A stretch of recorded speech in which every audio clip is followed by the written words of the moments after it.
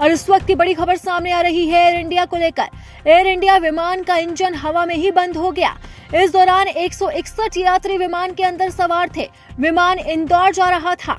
दरअसल इंदौर में air India express के एक विमान की इमरजेंसी लैंडिंग कराई गई। दिल्ली पहुंचे विमान का हवा में ही एक इंजन बंद हो गया था, जिसके बाद विमान को आपात स्थिति में उतारा गया।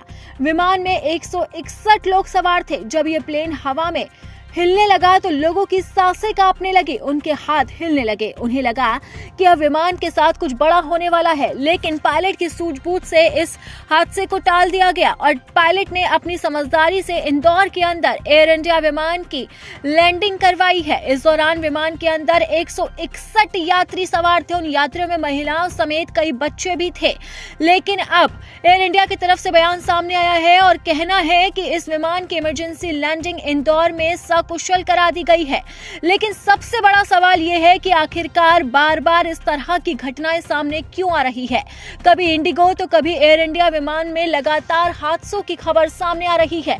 इससे पहले भी अहमदाबाद के अंदर बड़ा विमान हादसा हुआ था और वो भी एयर इंडिया का ही विमान था, जिसमें कई यात्रियों की जान चली गई थी और ये विमान हवा में सीधा एक हॉस्टल की दीवार से टकरा गया था, जिसमें विमान में आग लग गई थी और सिर्फ एक शख्स की जान बची थी, जबकि विमान में सवार सभी यात्रियों की मौत हो गई थी। लेकिन इस विमान हादसे के बाद भी लगातार एयर इंडिया के प्लेन में तकनीकी खराबी सामने आने के मामले सामने आते रहे हैं और अब एक बार फिर एयर इंडिया की तरफ से बड़ी खबर सामने आ रही है, जहां पर इंदौर में एयर इंडिया के विमान की इमरजेंसी लैंडिंग कराई गई। इस विमान में 161 यात्रियों की सांसें अटक गई थी।